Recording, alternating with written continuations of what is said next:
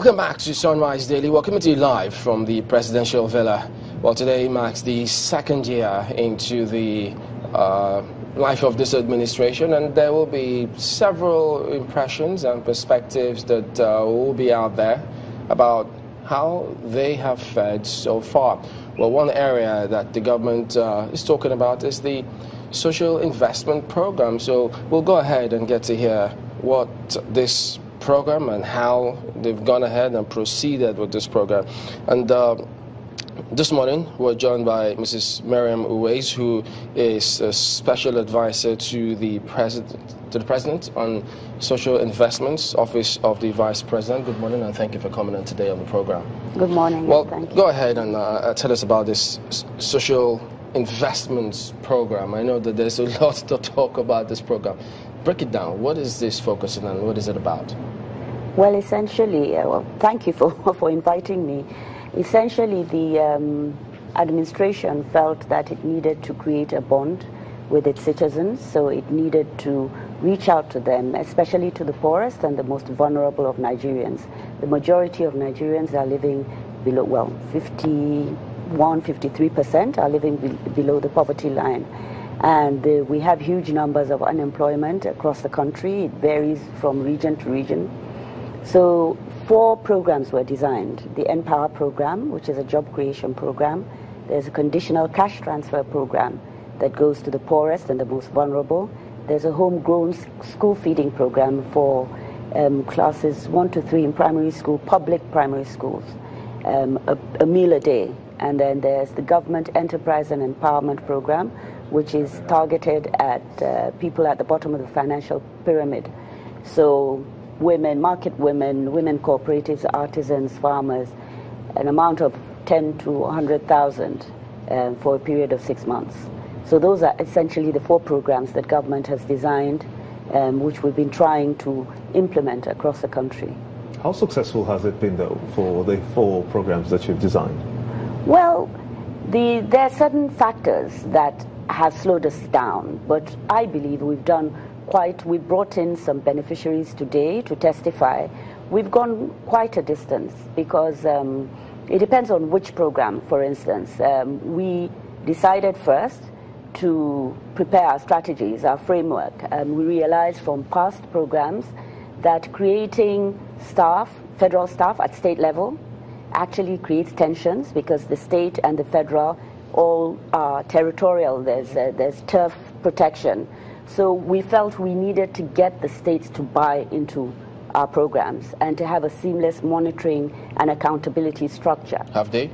Yes. Well, so we needed to first brief the governors and tell them what we needed to do, what they needed to do. And we entered into MOUs with them, asked them to give us one person that we could liaise with. We call the person a focal person. And we now, to be cost effective, we told them that that focal person would coordinate what was happening in the states. And so they needed, you see, constitutionally, agriculture, education, health, those are all the outcomes we hope to improve on. They're actually mandatorily under the states, constitutionally. So they needed to buy it. They need to drive it. So we're going to be working with the different ministries and agencies within the state, and we needed somebody to coordinate that and to escalate any challenge they have quickly either to the governor or to us. So far the programs have been moving at the speed of how the governors buy into us, except for Empower. Empower, we asked everybody to apply online. We wanted to create a level playing field. Now there were challenges of whether we could just, we should use forms, and the sheer logistics and the amount of money it would cost us to go into 774 local governments, securing the integrity of those forms. Looking back at what had happened with the immigration saga, for instance, felt the fastest way was to do it online. But we also know that connectivity is an issue. So we briefed the governors and told them, look, this portal is opening up. Download the forms in your jurisdictions and go into those remote areas and have the youth fill them, come back and upload them at at state level, because we are not taking any forms here at federal level. We're going to work with only what is on the portal. I'm sorry, I'm really curious about the feeding program for schools, yes, especially that. Yes. And to this point, how many states have been able to execute that plan? So far, 7, but we have 18 states that are ready. What has happened, what we do first is engage the state, have them put together a stakeholder, because we're looking at boosting enrollment, nutrition, so it involves health, and boosting agriculture.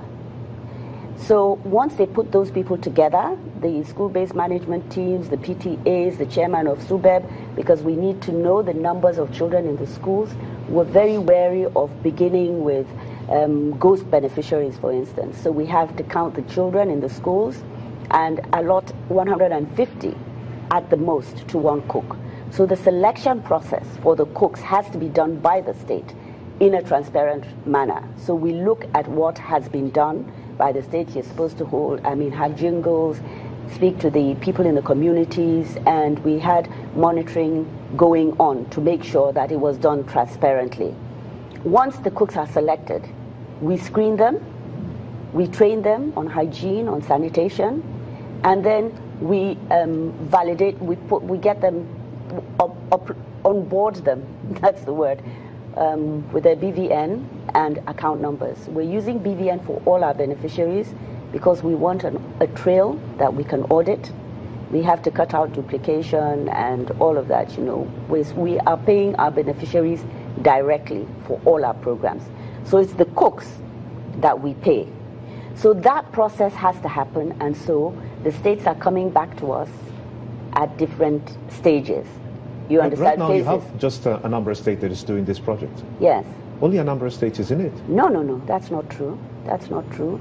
There's Ebonyi, there's Zamfara, I have the list here. I don't want to, if you don't mind. It's fine. Yeah. Well, I guess that we'll have to take that list when we return from this break. Yeah, sure.